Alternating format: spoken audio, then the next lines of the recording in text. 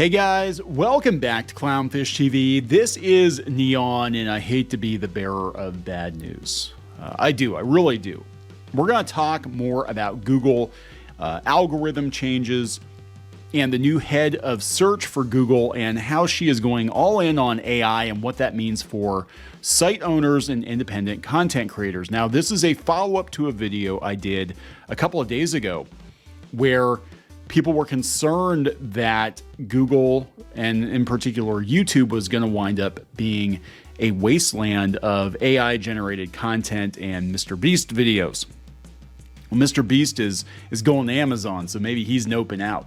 But yeah, it's not looking good if you own a website. And, we've been chronicling the demise of a lot of news sites, and there was a massive change in March. And again, we own multiple websites. Some of them you've heard of, some of them you haven't. But we have seen a massive drop-off in traffic. We've seen a massive drop-off in ad revenue, and it's definitely not just us. I've been comparing notes with other site owners. There was a core update to Google in March, and I talked about this at length in the other video. And what they're attempting to do, what they say they're attempting to do, is to filter out low quality sites, or filter out content that they feel might have been generated with AI or whatever the deal is, or content that's just regurgitating press releases, basically most of the pop culture blogosphere, right? But a lot of site owners have taken a massive hit, and Google just flipped this switch, and everybody's like, what is going on here? And it looks like we might have an answer now. They have a new head of search, and she's all in on AI, and she wants to fundamentally change search. So Google is the lifeblood of most websites, most news sites, and that's not going to be the case. That's not going to be the case going forward. And I don't have a solution. I think what's going to happen is we're going to have walled gardens. I think we're going to have, people are going to pick a social platform or two, and they're going to park it there, and they're probably going to publish their content there. I wish we could go back to a more decentralized internet, but we gave up power to these mega corporations, like Google, like Meta. And, it's going to be very, very hard to run a website. So we have a highly commercialized, highly capitalized internet, and it feels in some ways like we're going back to the era of Prodigy and CompuServe and AOL, that everybody's just going to pick a service and kind of stay on it. If you're building a following on Facebook, you're just going to stay on Facebook because Facebook doesn't want to send traffic to your website anymore. They don't want you leaving that ecosystem. Same with YouTube. Same with X or Twitter. They want you to basically publish on their platform, and Google is going to deliberately end a lot of websites. I'm going to be honest. Now, I think if you're on YouTube or whatever, you're probably fine because that is a Google product. But as far as getting traffic outside of Google, from Google, it's going to get harder and harder. We're going to talk about this. This article has been making the rounds on Twitter, and it explains so much. It explains so much about the traffic and what's going on. So before we get into it any further, please subscribe for more pop culture news, views, and rants, guys. Geeky's sitting this one out. These kinds of videos bore her, but it's fascinating to me. So this is coming from The Verge by David Pierce. Google has a new head of search, and she's all in on AI. And again, remember, the switch was flipped in March. Everything broke in March for most people. This is someone just a couple of weeks ago asking Google, or no, just today? Is it just today? Oh my God, yeah, just today. Blog traffic down. I saw a sudden drop in my traffic on my blog, where I drive traffic to more than the 1.5 thousand per day for the last year. It's just a few days. It's gone down to 100 per day. This person said, it looks like your website's been hit by the core update released on March 15th. Yeah, don't scrape content. But if you're writing similar content without any added value, you're going to be dinged. And a lot of sites are optimized for Google SEO. It's a whole thing, but this is going to change everything. Anyway, let's go back to this article. I just had to interject that here real quick. Longtime Googler Liz Reed has recently been working on Google's AI search products. Now she's running all of its search products. This is what's going on, guys. There are a few bigger jobs at Google than being the person who runs search. That's what Google started out as a search engine. As of today, there's a new person in that seat, Liz Reed, who has been at Google for more than 20 years and has most recently been leading the company's efforts with AI search, known as Search Generative Experience. So I've been telling you guys about this for weeks, months, since last year, that if you go out to Google now, they want to give you a snippet of information. They don't want to send you to a site, right? They're going to keep you on Google. Reed's promotion is part of a bigger change within Google's search team. Pandu Nayak, longtime executive overseeing ranking and quality, is now going to be the chief scientist of search. He'll be replaced by a name I cannot pronounce, and I'm sorry, Chinu Venkachari, who has also been working on AI products in search. Kathy Edwards, who led a lot of work on Google News and Google Discover, is taking on a job as Google's long-term bets team. What is that? In some ways, this is just a lot of normal corporate machinations, people getting new titles, new jobs, and moving around. But let's read some tea leaves. The simplest way to look at these moves is as more evidence that Google believes AI is the future of search. For 25 years, we've all learned to type keywords into a search box and expect a bunch of ranked links in return.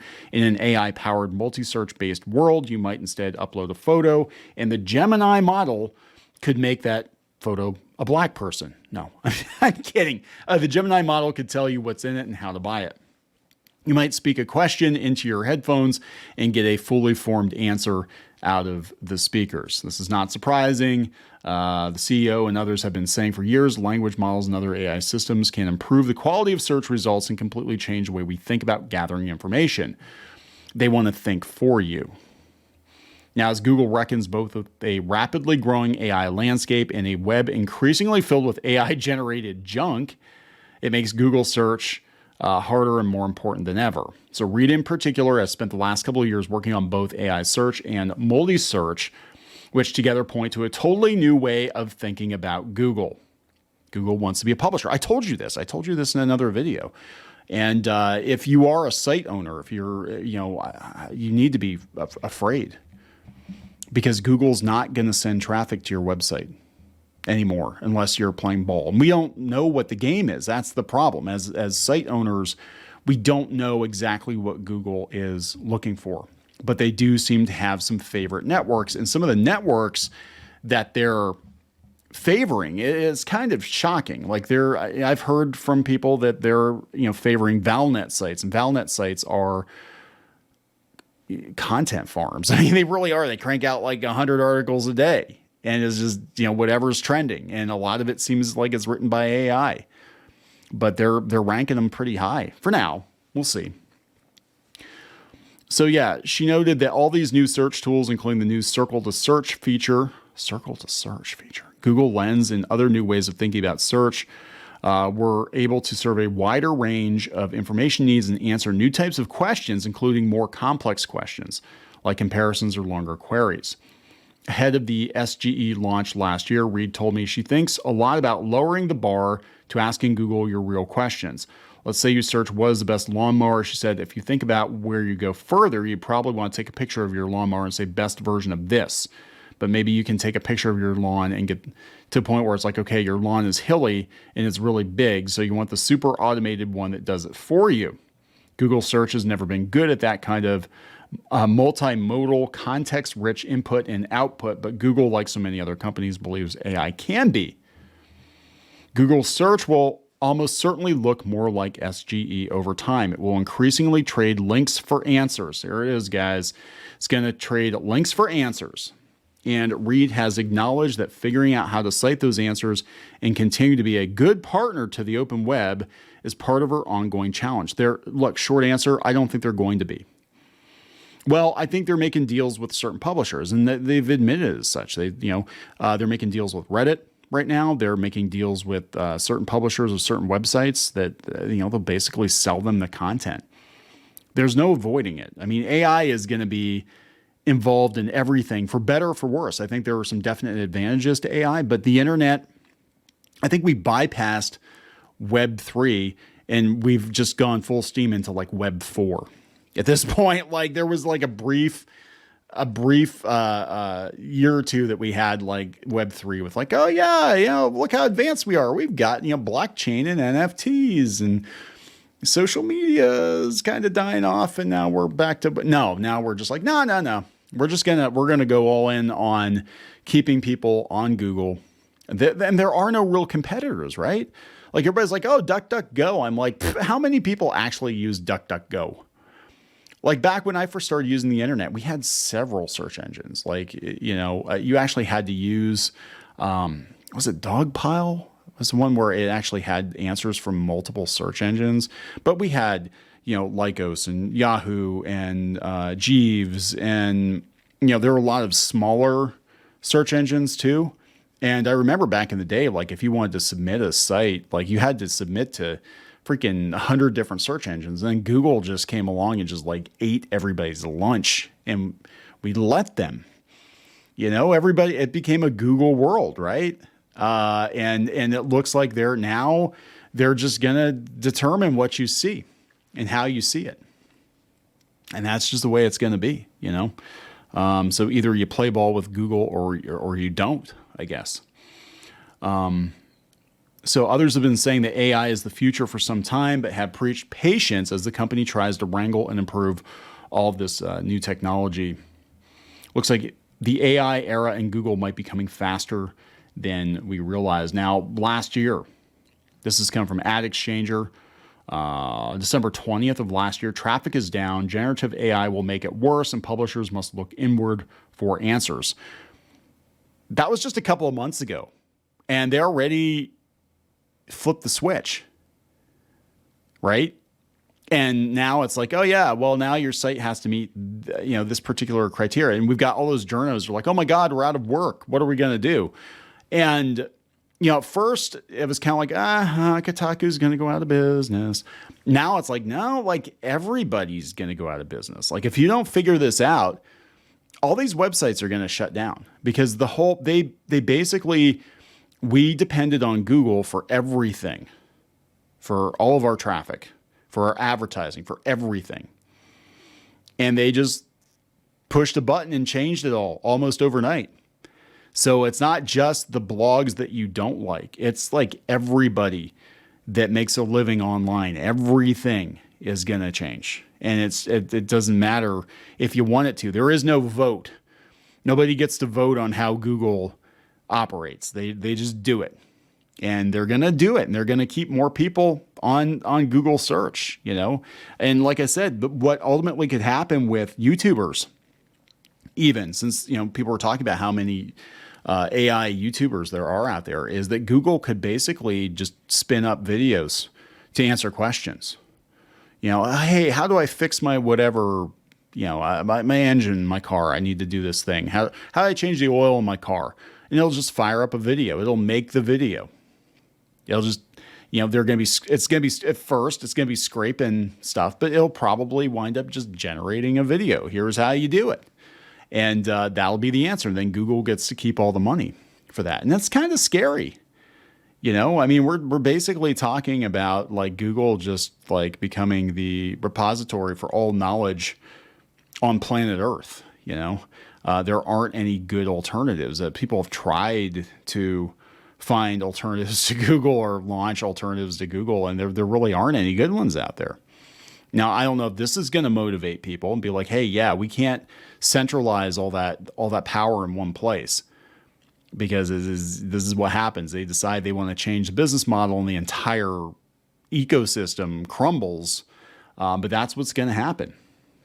Yeah, AdExchanger said that they're going to destroy blogs.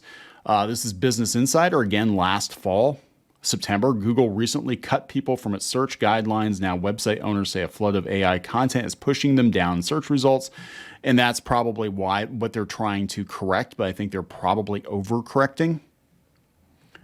This is coming from Media Leader. 1/5 of global news publishers consider cost cuts as traffic from social media drops. Again, Facebook doesn't want to send you to your own. They don't want to send people to their own websites. That used to work. That's how BuzzFeed, and all these other garbage tier websites everybody makes fun of. That's how they grew.